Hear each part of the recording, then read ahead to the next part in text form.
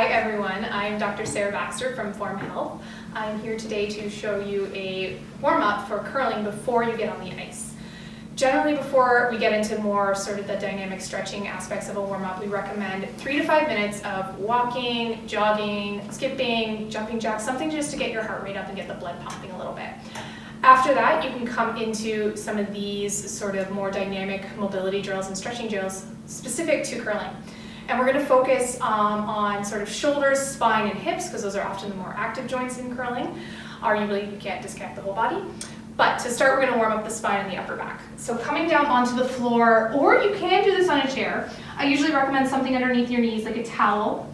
You're going to release the knees underneath your hips, wrists underneath your shoulders. You're going to have those sit bones in your pelvis reaching straight back, that soft little C curve in your lower back, shoulders away from the ears, and your head's in line with the spine. Very often we'll start to dip the chin, so keep that up.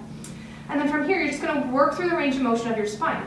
You'll inhale and tip your tailbone towards the ceiling, drop your belly, lift your chest towards your hands and gaze upwards, and then you'll exhale, tuck the tailbone under, round out through the lower back, upper back, and finally the crown. And again, just repeating this 3 to 5 times in your range of motion that feels comfortable for you.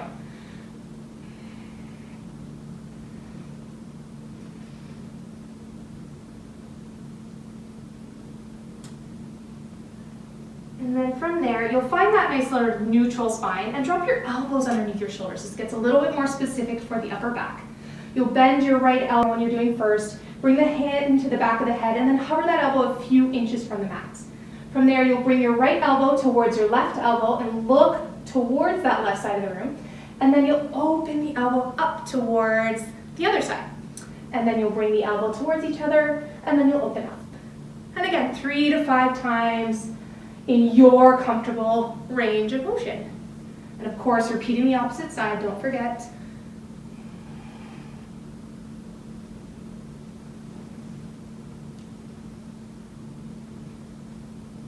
Good, and then bringing your hands back underneath your shoulders, popping back up to that sort of hands and knees position, and working on the next exercise is a really great activator for the core, hips, and the shoulders.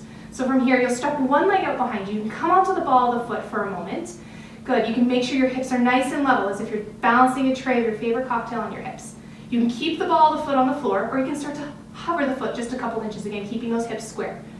Good, another option if you want to go a little further, walk the opposite hand forward, coming onto fingertips here. And again, you can lift the arm up, thumb up towards the ceiling, shoulder drawing down your back, or you can keep it on the floor, or you can lift both up at the same time, getting a little bit extra challenge, holding here for about 3 to 5 breaths.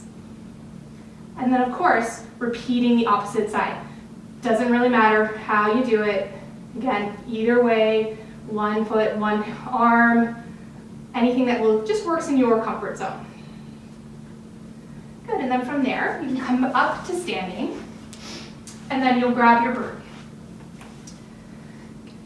You'll bring your hands fairly wide on the broom here, so that you have a lot of space for your shoulders.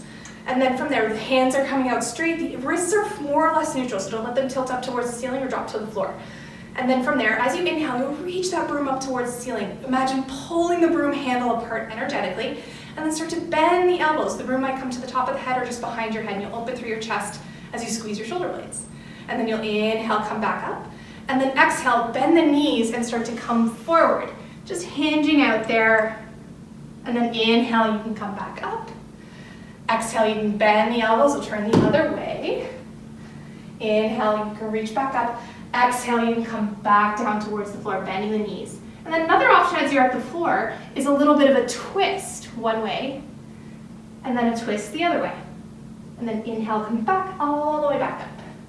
Good, and again, 3 to 5 times through that little flow for yourself there, warming up the shoulders and the upper back. And then finally getting into a little bit more of a dynamic lunge series. Hands will come on the hips, the feet are underneath your hips. Bring your weight into your right foot and then lift that left knee up to about hip height here. Finding nice energy through your hips, squeezing the glutes together and hugging your belly button into your spine. Working on your balance for a moment, but curling is a ton of balance, so it's important to kind of warm that up. And then stepping that foot forward. Bring your hands towards the floor and the back knee down to the floor. Option, of course, if you can't quite reach the floor, bring your hands up to chairs here as well.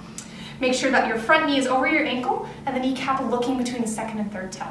And then from there, just start to lift the back knee up and then lower it back down. And then lift again 3 to 5 times and lower back down. Think about squeezing your legs towards each other as you do this. Good. And then after your third one, you can pick that back knee up and step yourself back forward.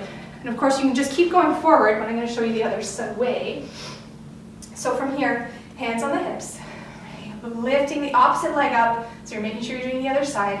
Hugging belly button in, squeezing the glutes towards each other, holding your balance for a moment, and then stepping forward.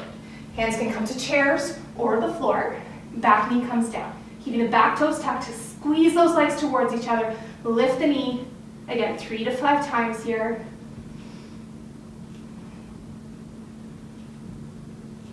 Good, and then stepping forward. And again, you can repeat that little lunge, or you can leave it just one side, whatever feels good in your warm-up.